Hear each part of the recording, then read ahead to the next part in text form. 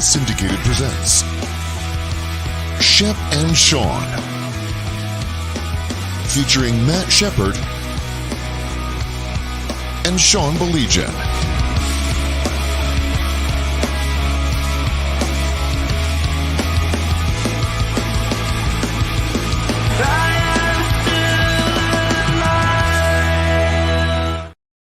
What a strange weekend. I'm not sure I've ever had a weekend like that before. Matt Shepard. Hi, Shep.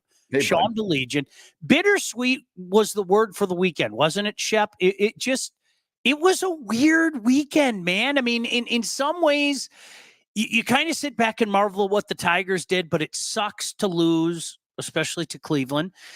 And then I'm not sure, Shep, the Lions have ever in my lifetime had a more thorough road win as what we saw on Sunday, but obviously we know the big story is to come out of that one as well. Yeah, never saw anything quite like it. And so a couple of things. The Tigers, I know people, and we've read all the articles, and all these people are saying it's a feel-good moment. It's not for me. Okay? I agree. I agree with you. I agree with you. The whole thank you and all this other stuff, I think, is ridiculous, quite honestly. I don't think they're doing it in Philadelphia. They're not doing it in San Diego. They're not doing it in Kansas City, and I think there's a lot of people who feel like, well, they brought October back, and this is, as Riley Green said, this is fuel for next year. I got news for you, man. There's a ton of teams with fuel for next year. If you don't think Boston and Seattle and Tampa are pissed, if you don't think Minnesota is pissed that they blew a 10 or a big lead in the last month and a half, if you don't think Seattle's pissed that they blew a 10-game lead in the middle of June, there's plenty of fuel to go around for teams all over the place. Detroit had a chance to close it out at home in Game 4, couldn't do it. Had a chance to close it out on the road with the best pitcher in the world, couldn't do it. So to me, and you and I talk about this quite a bit, it's about expectations. The expectations were not met. They were not met because everybody you and I talked to would have said what? You know what? I'm up 2 games to, if I gave you a 2 games to 1 lead with a Game 4 at home, would you take it? Yes. If I said you were tied at 2 going to Cleveland for Game 5 with Scuba, would you take it? Yes. Well, that's exactly what took place, and it didn't happen. Shep, I will also say this, and I know I brought this up a couple times, but it really hit home for me Sunday morning. I made the joke. It was like I had a great time at the party, wonderful time. I got myself a drive home because I was in no condition to drive. I was feeling wonderful, and I forgot to drink a few waters so I didn't have that pounding headache Sunday morning. That's the way I felt when I woke up Sunday morning, because you know what hit me, Shep? The reality of what just happened the last month and a half. And this is both things can be true. It was remarkable. Nobody saw it coming. These people that are chastising this person or that person for jumping on the bandwagon, pardon my language, screw you. Nobody was on the bandwagon because nobody saw this coming. And then the reality hit me, Shep, as fun as it was, I remember 2006, where surely they were going to be back, but it was 5 years later. And B, how many holes there still are with this team. Right. And how many question marks? It's not just holes, it's question marks. Yep. Are you all in on player A, B, C, D? I went through this morning and I said, do you believe in your left fielder? Yes. Do you believe in your center fielder? Probably. Do you believe in your right fielder? I know it rotates, but for those guys, for the most part, do you know what you have at third base? No. Do you know what you have at shortstop? No. Do you know what you have at first base? No. Do you know what you have at? There's a ton of questions. I saw somebody on social media said, I know exactly what's going to take place next year. You're going to have Scooble. You're going to have Jack Flaherty. You're going to have Jackson Jobe. You're going to have Casey Mize. You're going to have, Reese Olson. And I'm like, wait a minute. Jack Flaherty's pitching for his hometown team right now, and they're at the NLCS, and he just won the other day. He's got all his friends, all his family, all his buddies, all his cousins. Everybody's showing up to. You think he's going to come back to Detroit just because Chris Fetter had this magical potion with him? Come on. So he's going to give a hometown discount too, Shep. Even though this isn't his hometown, he's going to give a hometown discount too. Everybody does. Yeah, for sure. Yeah. Nick says hello. Hello to you, Nick. Hey, Nick. As far as the lines are concerned, man, Sean, I don't know if I was more impressed with the defense or the offense, but I love that they stayed aggressive. I love that they Tom Brady, I thought, did a really good job of describing just how good this Lions offense is. I just love how everybody was involved and they just never stopped. Never stopped. This is what you're going to get. We're going to shove it down your throat, up your nose, however you want to phrase it, every single down. It's awesome. You know what the best thing about it too, Shep, is and I know I brought this up to you when we were chatting Thursday. I did not believe for a second the BS that they were handing us last week that they forgot about last year. Right. Believe it for a second. Yeah. Say the right things, do the right things, and then go out there and exact punishment. And I don't give a crap. I can't tell you how many times the Lions have been beat up and less than for a game because of mismanagement, because of poor management, because of no management. See Jerry Jones, Dallas Cowboys. I feel no sympathy for you. And the mere fact that you saw Skipper and Decker report so many times during the course of the game told me everything I need to know. And you know what?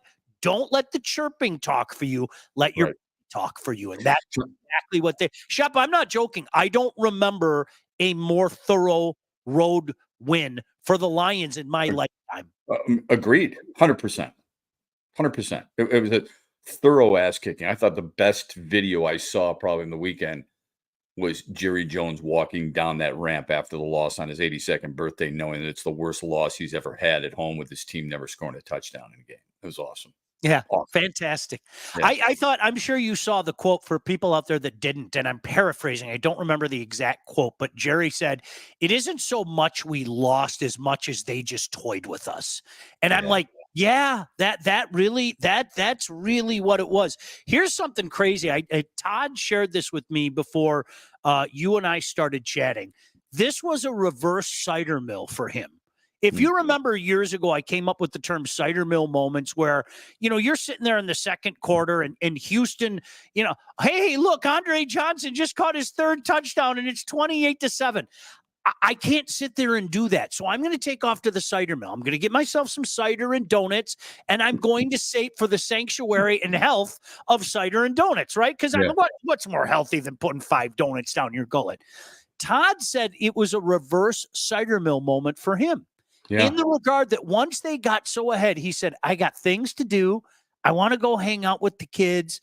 But I can just check in later on. How stinking cool is that, man? Very cool. That's brilliant. That's just a brilliant angle, man. Yeah, I loved it, man. And it couldn't happen better to a better team in Dallas. I mean, just a thorough beatdown with everybody involved. It was so much fun to watch. Mm-hmm. When the punter doesn't even need to dress. He could go sat on the bus for the entire game, for crying out loud. Now, the elephant in the room is Aidan Hutchinson. What do you do there, Sean? All right. For me, I'm not going to change my tune. I believe that this window is open more than a year or two. I really do. And you know what I say? Who gives a crap? I say you take your chips and you push them in this year. I'm serious. And Shep, for a myriad of reasons. Number one, I think you already are the best team in the NFC. And number two, this might change by the end of the year. And maybe you don't even agree with me right now.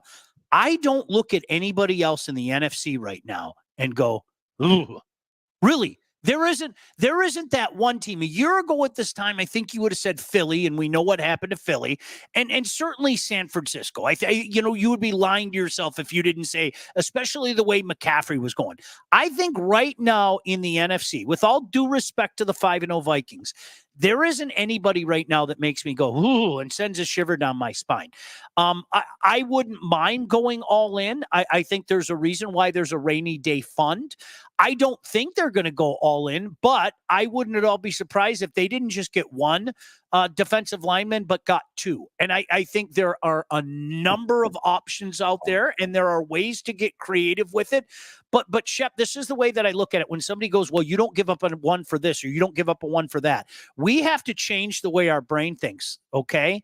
Because we're not used to the Lions having the 30th pick in the draft, the 31st pick in the draft, the 32nd pick in the draft. I think that's immensely different. Yeah, you're right. If we were talking about where the Lions normally pick 10, 11, 12, 13, yeah, it's like, whoa, pull back. We're not there. We haven't been there for quite some time. I'm an all-in guy, Shep. I say go for it. I don't think that they're going to push the chips in for Crosby. That's the big piece that everybody's talking about. But I wouldn't be surprised if they didn't go out and get a couple of different pieces there, and I'd be fine with it. Wow. Yeah, that surprises me when you say a couple, because I think there are some guys who can use this opportunity now, and it was an unexpected opportunity, to try and take advantage of it and become a piece of that. When you say all in, that needs probably a little bit finer definition, because a lot of that depends. It's not that I don't want to mortgage the future, and I understand your point with the low one, so it really doesn't matter. But I also have to look at the financial part of things. And when Sure. you're going to have to re-up soon with Aidan Hutchinson, and then it won't be long for Jahmyr Gibbs or Jamison Williams if you want him, or a Sam Laporta or a Jack Campbell. Those are all things that have to be taken into consideration. So you can't be too strapped for your finances, number one. But number two, you're going to have to use some of that future assets to be able to, replenish what you're going to lose. You're not going to be able to keep everybody. I mean, that's just the way it is in the NFL. See the Kansas City Chiefs losing Tyreek Hill, and yet they still were able to win. Yeah. Max Crosby obviously would be ideal. Everybody immediately associates him because of his ties to the state, which would be great. Understanding too that, that's $30 million of a cap hit this year. It's 28 next year. It's 25 the year after.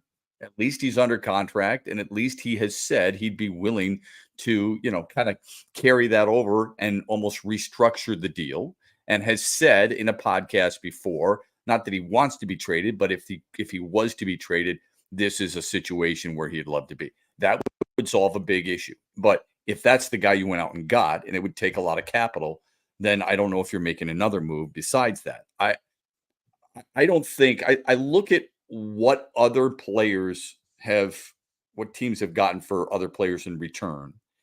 And when you're talking multiple firsts, usually that's a quarterback, Sean. So I find it hard to believe that anyone would give up more than one first round pick for Max Crosby. I'd give up a first rounder. If it was a first and a third and a player, okay. But I think you got to be careful there.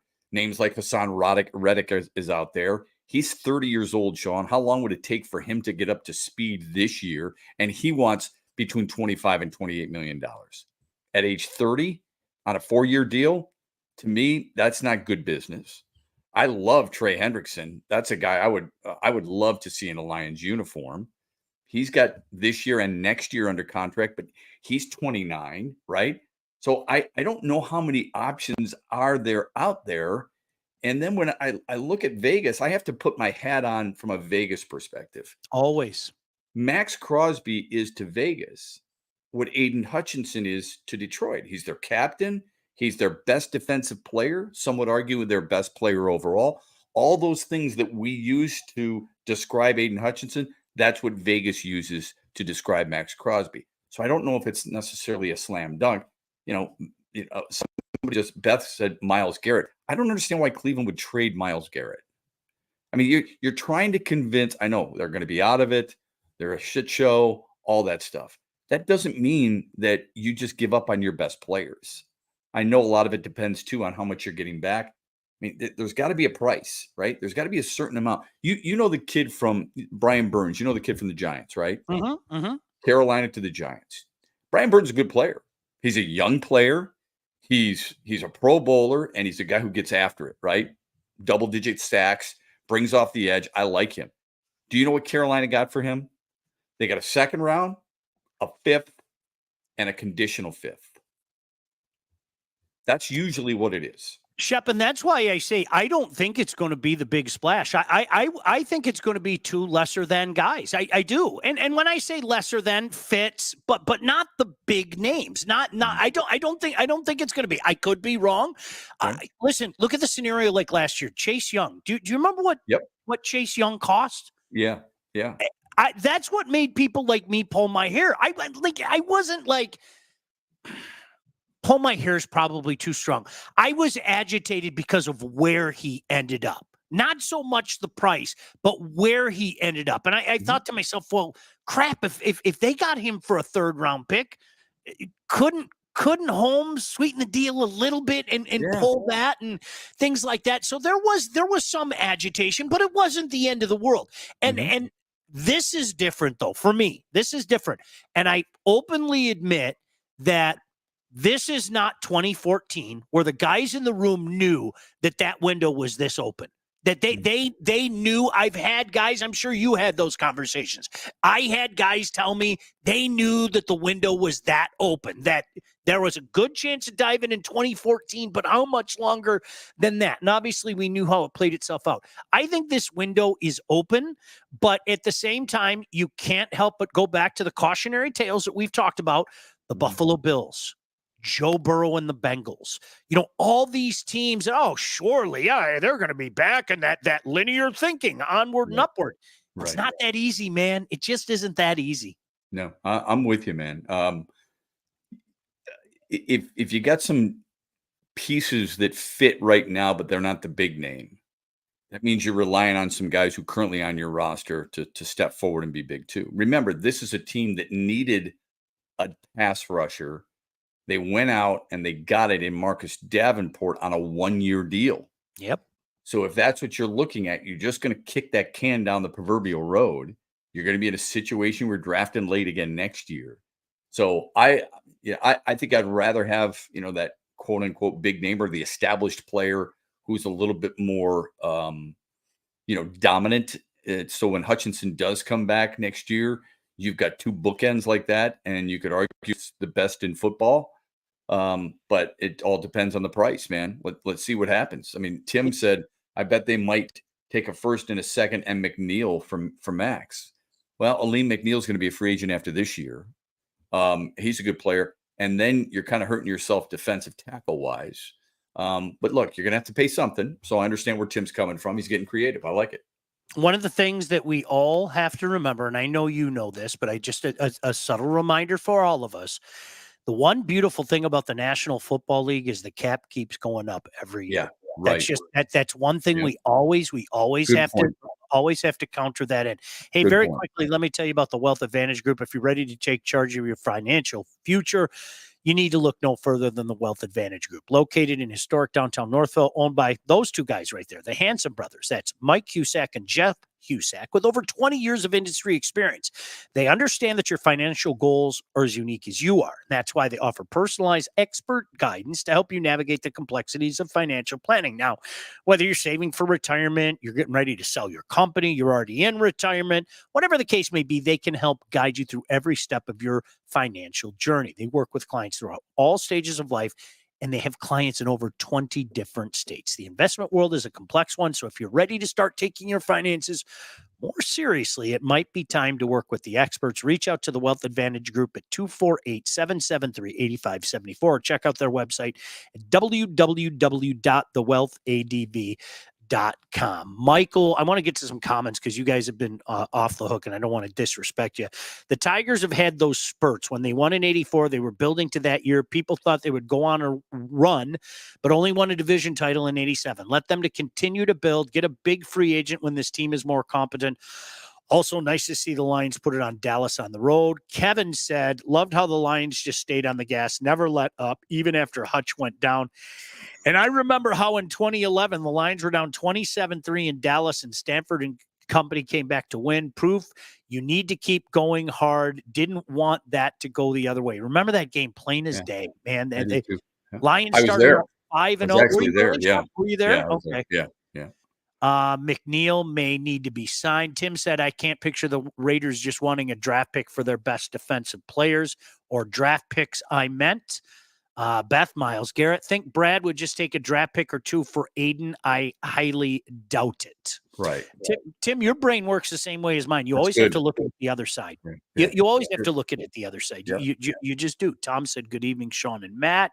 Cleveland is a mess. Tim said, I bet they might take a first and a second for McNeil and Max. Wings are tied at 1. That's good. Last I checked, it was 1-0. So yeah, we'll wait and see how that plays. Speaking of McNeil, what are the chances of him playing the end? No, I can't. He can't come off the end. I can't. With that body, I can't. No. There's no get off there. No, I mean he's a He's an engage, lock, shred, and then take care of business. He's a bull rush type of guy. I don't think he's got that quickness and the swim moves and the underneath moves and things of that nature. I can't buy that. But I think he's a really good player. He had a hell of a game against Dallas.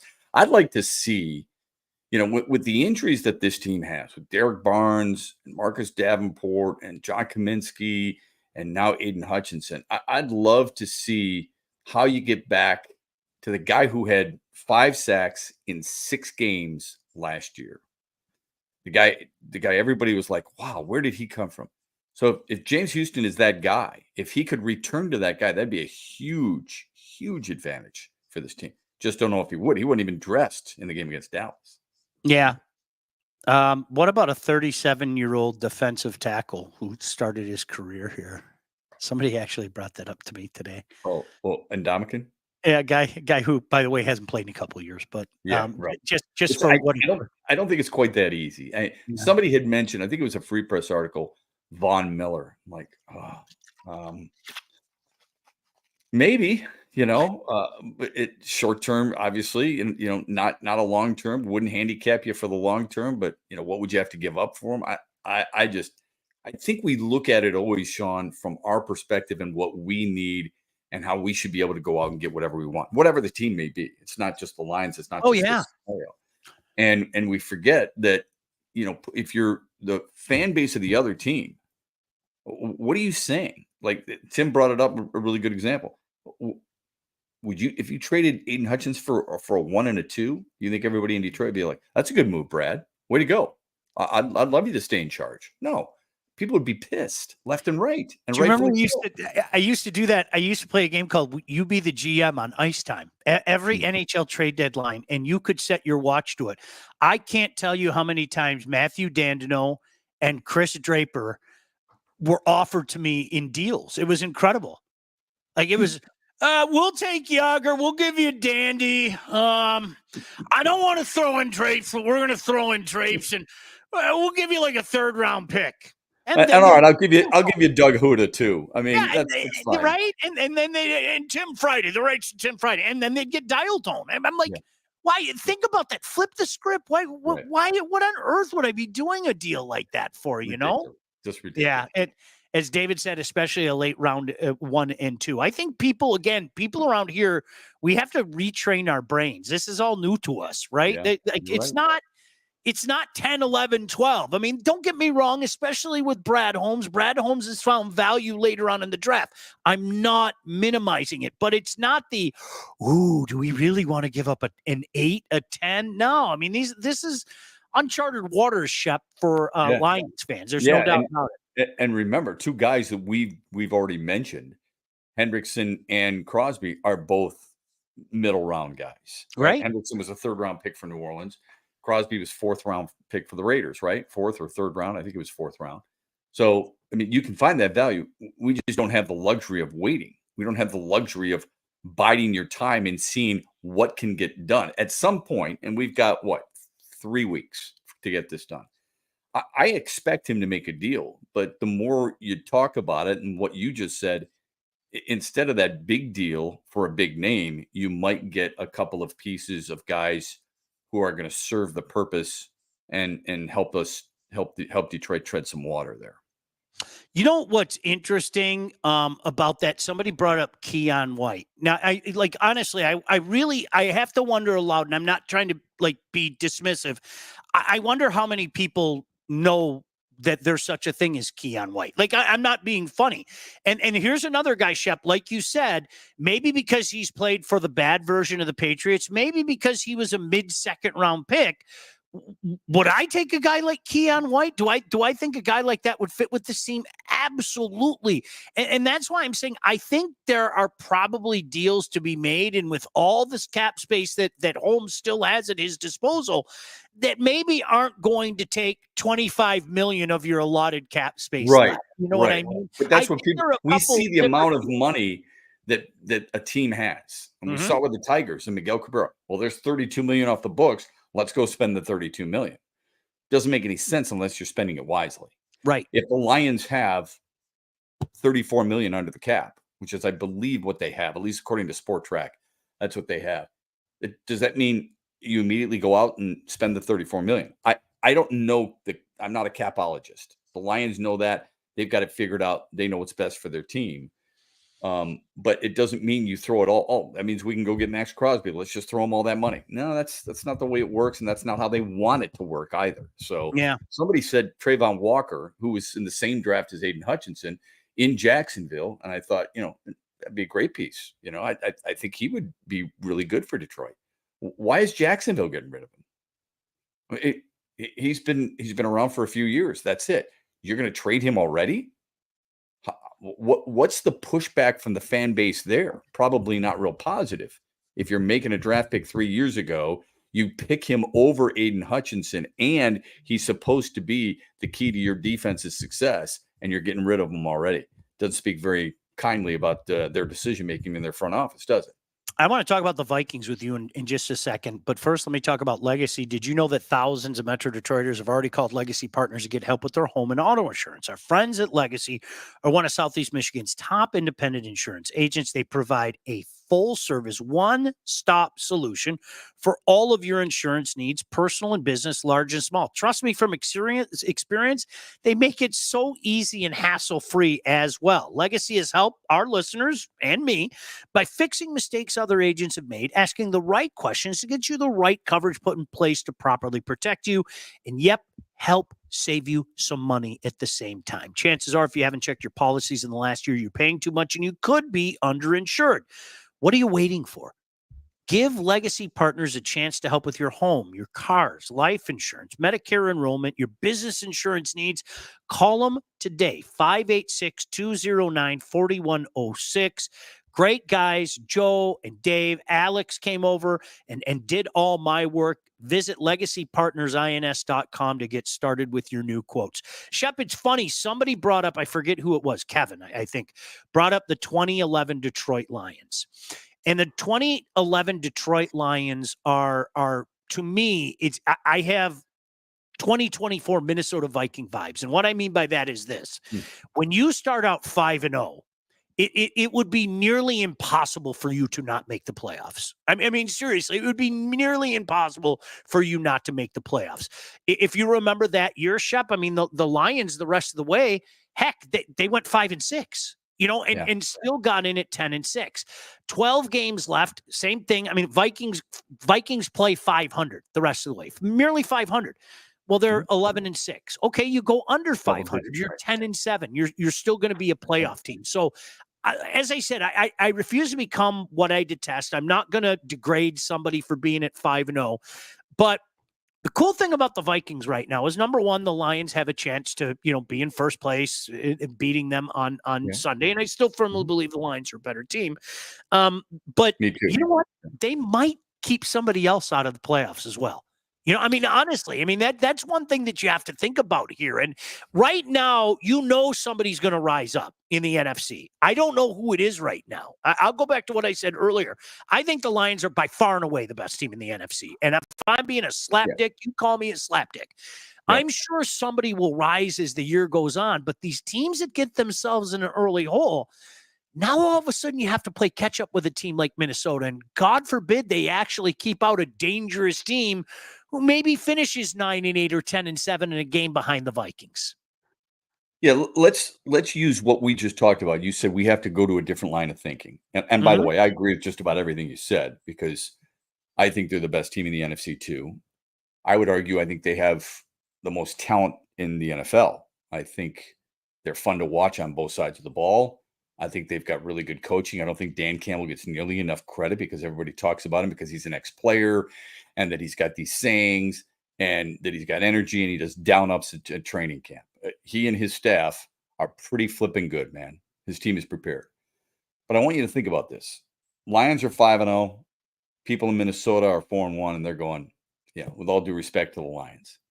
Minnesota's beaten San Francisco. They've beaten Green Bay. They've beaten Houston. All teams, at least going into the season, maybe not right now. San Francisco's taking a hit. Green Bay's pretty good. They looked really good yesterday. Jordan Love with 4 touchdowns. Houston was a chic pick outside of Kansas City to represent the AFC in the Super Bowl. Those are 3 really quality wins. So I'm not going to disregard the Lions by any stretch because I think Detroit, you know how I feel about them already. But Minnesota's got better wins on their resume than Detroit does. Mm-hmm. Okay. And not just because they're 5-0, but those 3 specifically. I'm not sure they're getting enough credit, and I think it has to do with the quarterback, right? So, and by the way, 2 of those wins were at home, but still, you still won one of those games. I think it was at Green Bay, maybe it was at Houston, but I think one of those on the road there. Those are good quality, strong wins. There's not many teams that are going to have better wins than that on their resume in the long run, at least in the NFC, I think. Now, you know what's interesting, and Tim brought up a good point. He said that in 1980, another one bites the dust. Lions, they started out 4-0. The song came out. If I'm not mistaken, Tim, you can fact check me. I think they went 9-7. I think the rest of the way they went 5-7. They missed the playoffs that year. Yes, all right. Did. I would say 2 things. I said number one, it's 4-0 and not 5-0, and number 2, back then there was just the wild card. You know, That's right. There was. That was it. That was, I mean, and the NFL was brilliant because what the NFL does now is sell hope. How many times, Shep, let's be honest, it's late November. It's even before Thanksgiving where we're all sitting back looking ahead at mock drafts where the month of December didn't mean crap around here. I caught myself. Honestly, how many times did we do that? Now there are legitimately teams in the first week of December that with a month left in the season are sitting there going, okay, yeah, I get it. We're 5-8. But if we win our next 4, we go 9-8. We just might get in at 9-8. Oh, yeah. And that's it is different. So I contend. I mean, again, unless you have an utter collapse, you start out 5-0. There's a really damn good chance you're going to be a playoff team. Yeah, I agree. And thanks for the Jimmy Allen going back in time, for crying out loud. Chris says, can Minnesota defense play like this over 17 games? Probably not, but I think I checked on this. I think in the NFC, Sean, I think Minnesota's given up the fewest points. I think Detroit's right behind them. I'm sure people outside of Detroit, Chris, are saying the same thing about the Lions. Can the Lions defense play this good through 17 games? I don't think anybody can. No one's going undefeated. You're going to have a slip up. Somebody's going to look. I think Green Bay scored like 28, 29 points on them. So somebody's going to do something like that. But overall, you don't have to play like that every single week. You have to play good enough to keep your team in the game on some weeks when you don't have it. And I think Minnesota is good enough. I wasn't a believer. I'm not going to lie. I wasn't a believer in Minnesota. But when you're 5-0, like you just mentioned, credit where credit is due, man. Yeah. It's kind of funny because people keep throwing names out there. Hold on. Do you think Josh Allen in Jacksonville would be available? We could offer some gift cards to the Waffle House. To the Waffle House. He's a big boy, Josh Hines Allen. You know what? Now I got to look up. He comes from the end, 6'5", 255, but he's I got what you're saying. Oh, they did go 9-7. Thank you. Yeah, that was a different time. Shep, I'm not joking. I remember plain as day. What was it? 78. My dad just losing his mind that they had that wild card game. Yeah. This is such a fraud. These damn wild card teams are never going to win. 2 years later, the Raiders are a wild card team that wins the Super Bowl. You don't know when to shut your mouth. Hey, Dad, the Raiders, you and your mouth, you never stop, do you? Just like, but it's like, I thought it was great as a kid. I did too. I'm sitting there on a Christmas Eve watching Steve Bartkowski take on Harold Carmichael and the Eagles. I thought it was the greatest day ever. Yeah, you're giving me an extra playoff game? Right. Okay. Hey, listen, Sean, I wasn't a big fan of the extra wild card. I've come to love it in just about every sport. Now, I think the NBA probably takes it a little deep, probably too far. But overall, I love that extra wild card in baseball, and I love the extra wild card in the NFL too. Shep, most things that the NFL does, I have confessed this. I always use now as my prime example. I hated the idea of the third Thanksgiving game. I hated it. And I literally went the old man who shakes his fist at the clouds from Simpsons. That's the way it's always been, and that's the way Detroit's at 12:30 and Dallas is at 4:15. I couldn't imagine living without the night Sunday or the night Thanksgiving game now. Yeah. I thought it was a money grab. Man. Yeah. I thought all it was a money grab. And I thought it was Roger Goodell saying in so many words, you know what, Detroit, you didn't want to give it up. You probably should have given up. So we're going to show you. I'm okay with it now. And I think everybody in Detroit is, as long as they get their usual game. And that's what's happening, right? Kevin said definitely a different line of thinking now that we all have. When Sunday's game started, the thought that the Lions could actually be in last place in the North crossed my mind, but I have so much confidence in this team. I totally believe they were going to win. Then by halftimes, I had buddies who were Dallas fans texting me the game was over. I'm not used to that. Dave said Sam Darnold is going to Sam Darnold at some point. I won't argue with that. I would have thought he would have done that already. And by the way, Kev, my son and I played golf Saturday morning out in Plymouth, and we got paired up with two dudes we didn't know. One of the guys had to go right from there to the airport. And I said, where are you going? He said, I'm going to Dallas. I said, oh, that's cool. The Lions will be there and play. Maybe you can see them. He says, that's why I'm going. Oh. He said, I'm originally from Indianapolis. I now live here in Plymouth. He said, but I'm a Dallas Cowboys season ticket holder. I said, oh, that's interesting. He said, yeah. I said, where do you go? He says, I fly in. I stay at, I think it's called Dallas Live right there, or Texas Live, with a really nice hotel, which is where we used to stay with the Tigers when they played the Rangers. And I go to the game, stay Sunday night, and I come back Monday morning. I'm like, oh, could be a long flight for you. He's like, yeah, we're a little bit beat up, but I think we'll hang with them. I texted my son yesterday while Detroit was giving them the proverbial beatdown. How do you think that guy feels right now? You think he's pretty happy about that he bought the season tickets for this year? You think he's turned around at all to find Jerry Jones anywhere and say, yeah, you're doing a hell of a job. I know you know this team better than anybody. Way to go, Jerry. Thanks for being my owner. Thanks for being my GM. Thanks for nothing. Yeah. Chris, third Thanksgiving game was started to appease Lamar Hunt. That boy, you could almost do a 30 for 30 for that. Yeah. You really, because there are so many good idea, Sean. The one story I heard, and you tell me if you heard a variation of this, is the NFL originally had said to appease Lamar Hunt that they were going to move some games around. And I was told, I don't know if you heard the same thing, that Mr. Ford said, well, cool, Ford's going to be pulling a lot of our advertising money with the NFL. Yeah. I didn't know if it was directly. That idea went away. And that idea went away. Yeah. I don't know if it was directly due to Lamar Hunt and the Chiefs, but I had heard that if you're going to take the game away from us, if you're not going to give the Lions the game, then you are not going to get our advertising dollars. Yeah. So I don't know. I didn't hear about the correlation with the Chiefs and to appease the Hunt family, but I did hear the other, and that is true. Yes. Corey said, is Porsche busy these days? Or the guy that Killer loved, I refuse to say his name. I'll just say whose name rhymes with Palimba. I'll let you try to figure out what name rhymes with Palimba. Every year he told me, dude, this is the year. He's going to blow up. Dude. Tim said, how often do these names actually become Lions? Yeah, almost none, and that includes draft picks. Can I say this, though, Tim and Shep? I'm sure you'll agree with this. The Detroit Lions made a reputation for themselves, period. They made a reputation for themselves. They let so many quality players walk away. And you know what happens? Guys start talking. And they start talking amongst each other about how the Detroit Lions don't take care of people.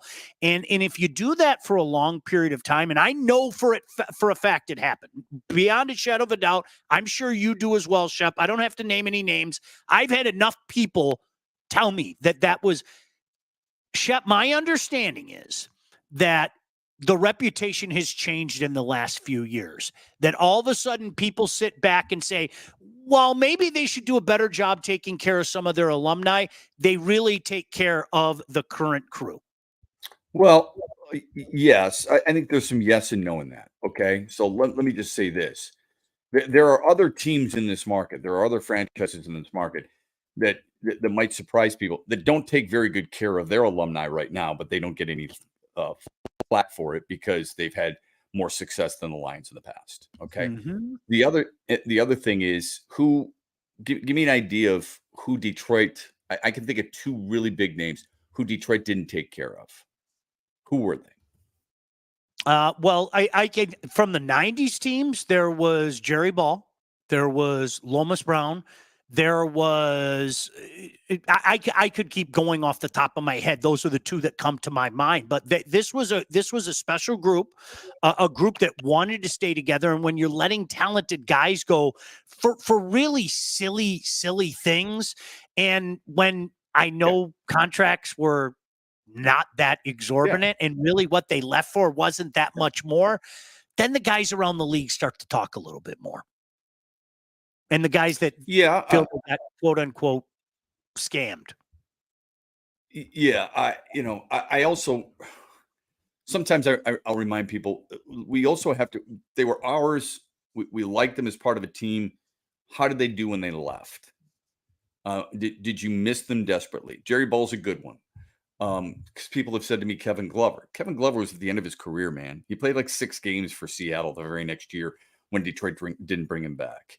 I was thinking Jeff Hardings, because Jeff Hardings was a hell of a player and became a Pro Bowl player and an All-Pro and a staple at the right guard, and then eventually the center for the Steelers and won a Super Bowl. Willie Clay was another guy back in the day that I recall. Clay. So yeah, there are some names. I don't think all of them left, and we went, oh my God, look at what they've become. Look at how much better we could have been. But I think you're right about the reputation. The reputation has done a complete 180. And see, Tim says that about Kevin Glover, and that's what I mean. Kevin Glover, we immediately thought, oh my God, how could you let him go? He was good friends with Barry Sanders. And look, they got Jim Pine, who sucked from Cleveland, right? But Kevin Glover, the next year in Seattle, played 8 games. The following year, he played 6 games. Okay. He was at the end of his career. But there are certain ways you should handle that. And certain players deserve a certain exit. Now, at least that's the way I feel. But there's been plenty of times where a certain player was here for too long, and Detroit will say, you should have traded him. No you held on to him question. too long. It right? does go both ways. You're right. Yeah, it does. I think I'll use Lowe as an example. I know they told Lowe your career's done. Like we're not going to do more than 2 years for you. And obviously he went on to play what, 8 more, I think. And in fairness, he didn't start his last year, but he went on to play 8 more after that, So, I mean, that's the crazy thing about that. Corey said, wasn't the way they treated Kevin Glover one of the reasons that's very deciding to leave. It was a culmination. Yeah, that's pretty damn good. And he did but Detroit's, look, they shouldn't get, especially at that position. He goes on to, here you go. He went Arizona. He eventually went to the Giants. I think he had Cleveland somewhere in between. Mm-hmm. And then Tampa, right? He finished with Tampa. Yeah, Tampa. Yeah, he was a backup. Mark Beaufet, former NMU legend and San Jose Shark, said, love the hat. And Orlando Solar Bear.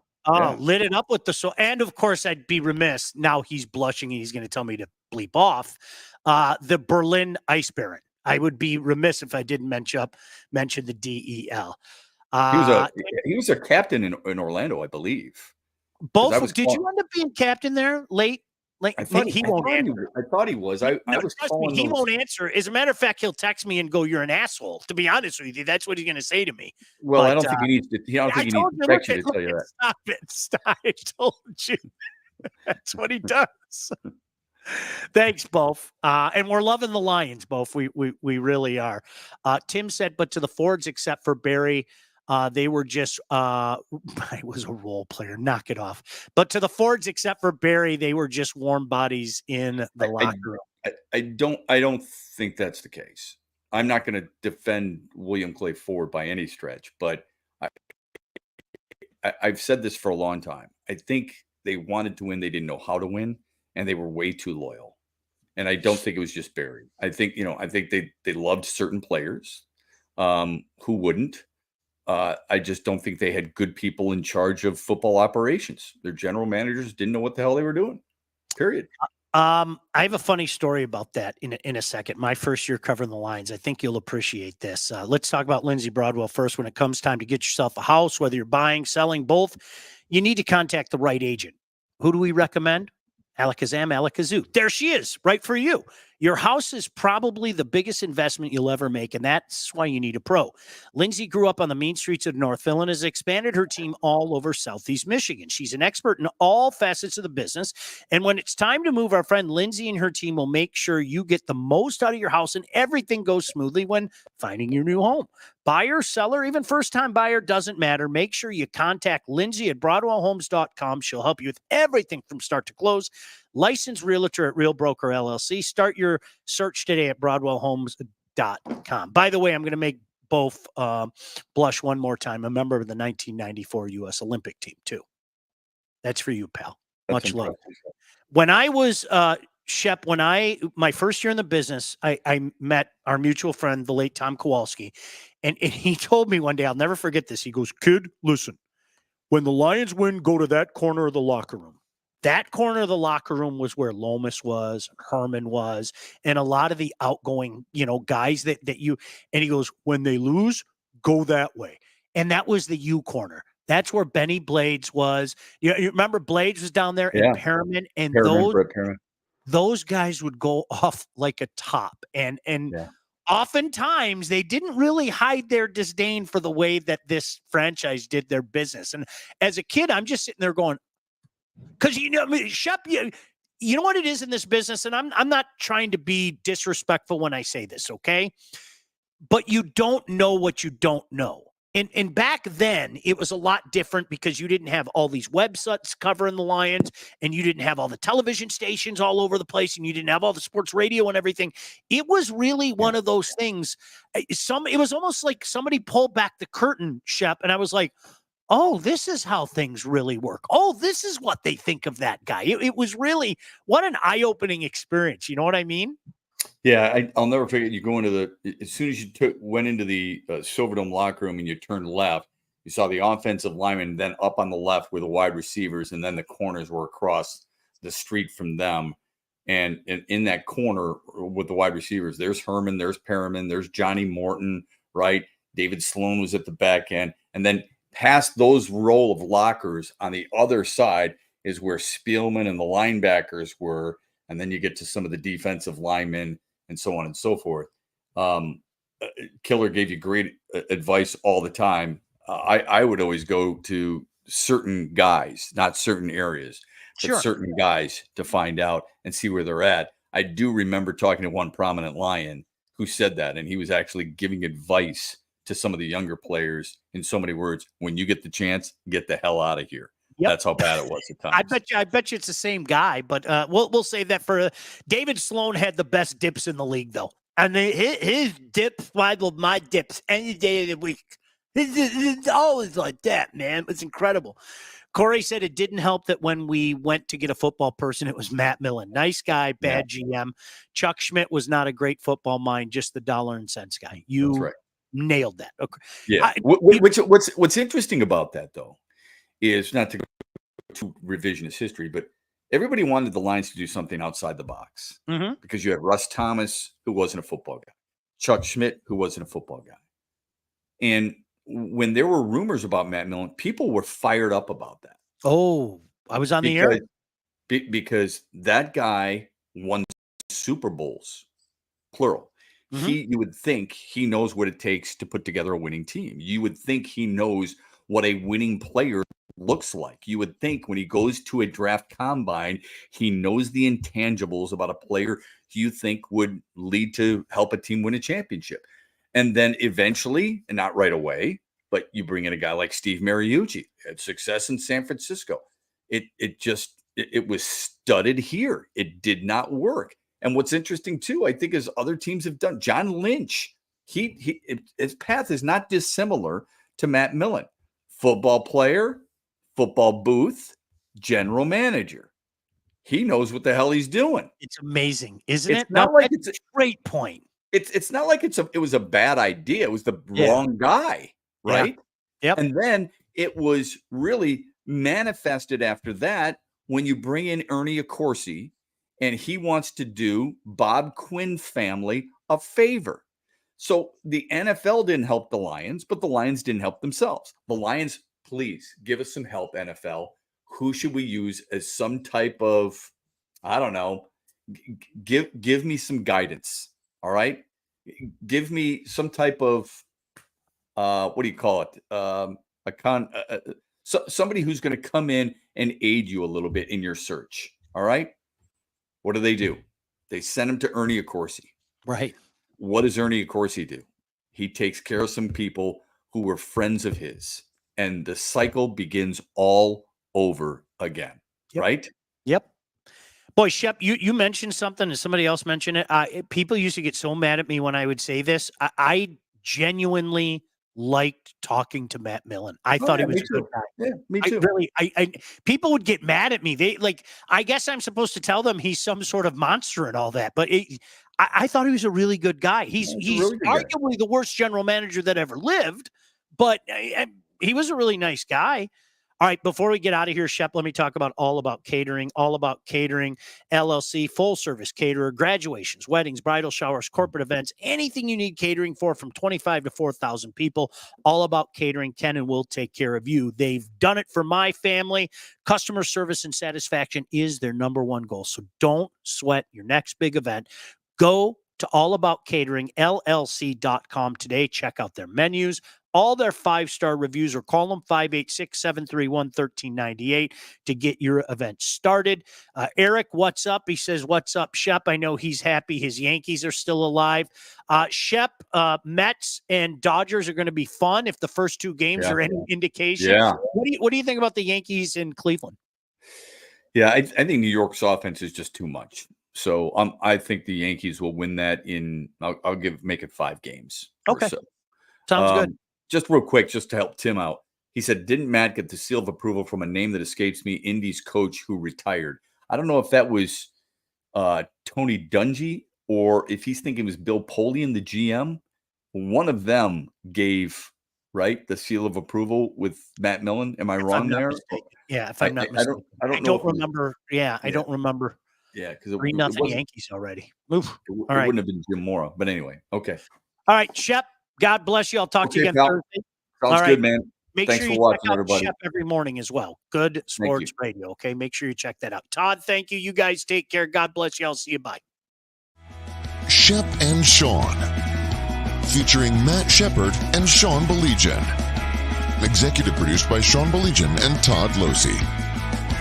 Theme song, incidental music, and related sound effects are from Still Alive by Anti-Ghost.